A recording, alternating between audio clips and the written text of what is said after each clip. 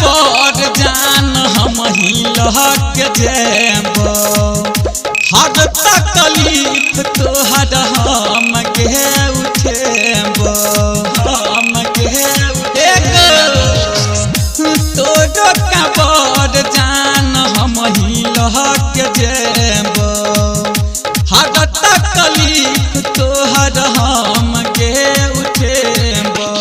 Writer कमल सरंजन राजेश तोरे लछ उठार चल न गे जान चल न गे जान जलम भरैला कोसी धार चल न गे जान जलम भरैला कोसी धार।